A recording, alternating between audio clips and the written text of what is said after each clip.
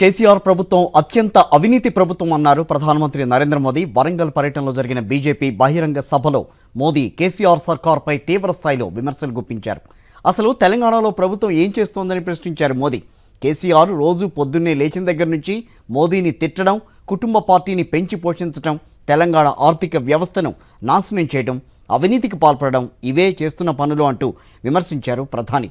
కుటుంబ పాలనతో కాంగ్రెస్ దేశాన్ని నాశనం చేస్తే కేసీఆర్ తెలంగాణను భ్రష్టు పట్టించారు అంటూ మండిపడ్డారు. लेकिन सवाल ये है कि यहां तेलंगाना में जो सरकार है उसने क्या किया।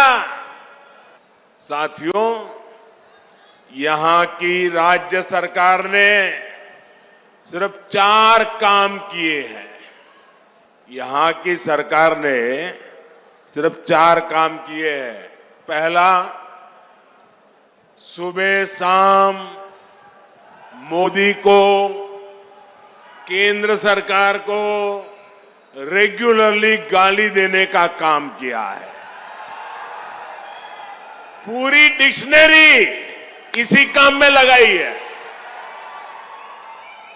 दूसरा काम क्या किया है, एक परिवार को ही सत्ता का केंद्र बनाने का और खुद को तेलंगाना का मालिक साबित करने का काम किया है।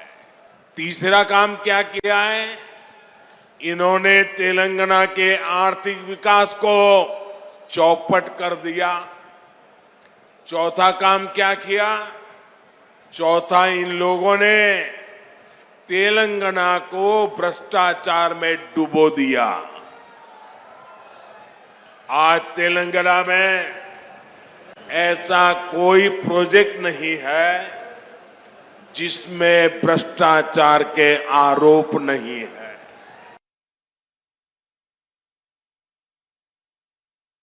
केसीआर सरकार यानी सबसे भ्रष्ट सरकार। और देखिए खेल, अब तो दिल्ली तक इनके भ्रष्टाचार के तार फैल गए हैं।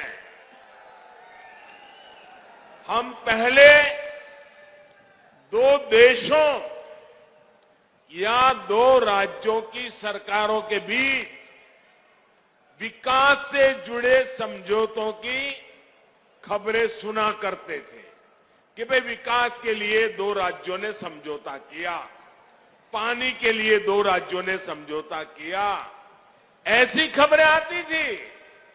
लेकिन ये पहली बार हुआ है जब 2 राजनीतिक दलों और 2 राज्य सरकारों के बीच भ्रष्टाचार की डील के आरोप लगे हैं।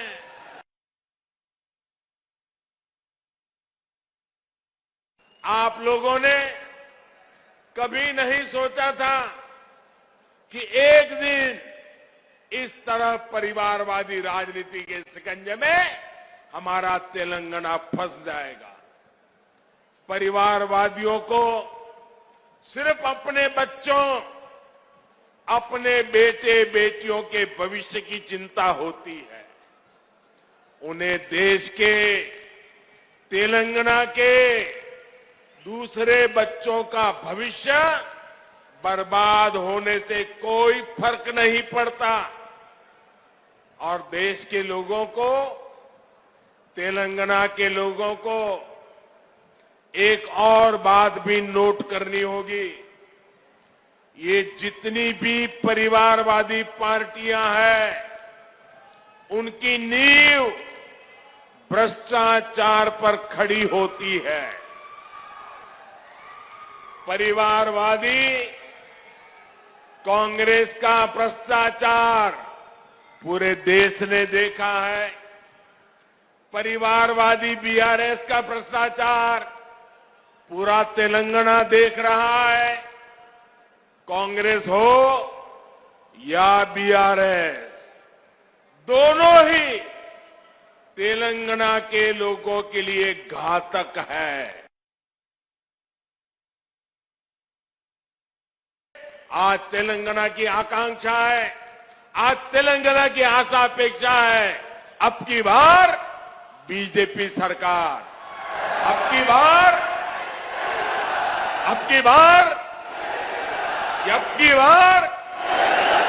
यही भाव मैं यहां वारंगल में देख रहा हूं, पूरे तेलंगाना में देख रहा हूं। भाइयों बहनों, ये बड़ी संख्या में आपकी मौजूदगी हैदराबाद में उस परिवार की नींद हराम कर रही है। और मैं देख रहा हूं अब तेलंगाना के लोगों ने भाजपा की सरकार बनाने का फैसला कर लिया है।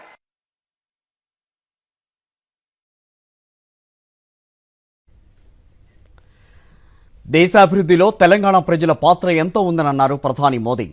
వరంగల్ పర్యటనకు వచ్చిన ప్రధాని 6,109 కోట్ల పనులకు శ్రీకారం చుట్టారు. కాజీపేటలో రైల్వే వ్యాగన్ తయారీ పరిశ్రమను కూడా ప్రధాని శంకుస్థాపన చేశారు.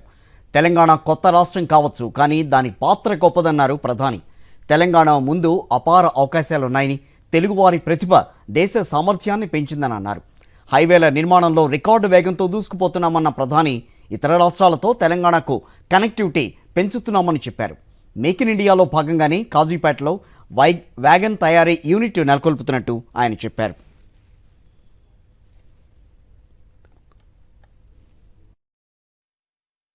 तेलंगाना ने अपनी स्थापना के 9 वर्ष पूरे किए हैं।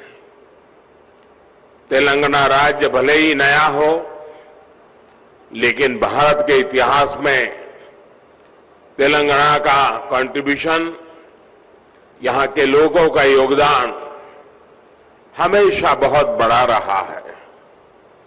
तेलुगु लोगों के सामर्थ्य ने हमेशा भारत के सामर्थ्य को बढ़ाया है। इसलिए आज जब भारत दुनिया की 5वीं सबसे बड़ी इकोनॉमिक पावर बना है, तो उसमें भी तेलंगाना के लोगों की बड़ी भूमिका है।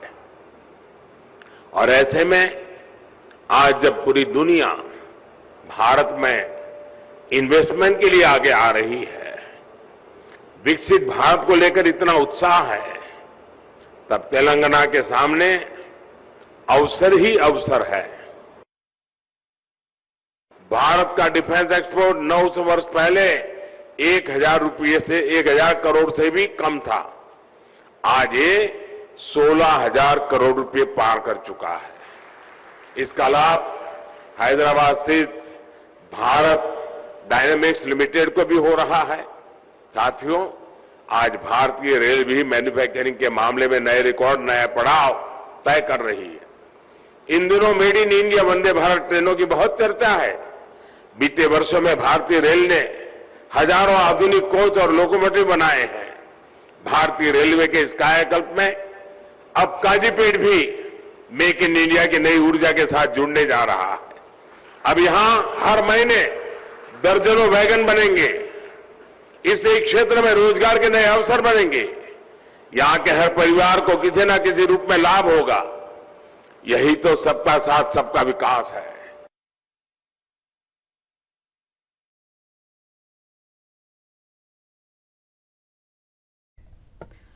అంతకుముందు వరంగల్ భద్రకాళి అమ్మవారిని దర్శించుకున్నారు ప్రధాని మోదీ. ఆలయ అర్చకులు పూర్ణకుంభంతో స్వాగతం పలికారు. ఆ తర్వాత అమ్మవారికి ప్రత్యేక పూజలు చేశారు ప్రధాని.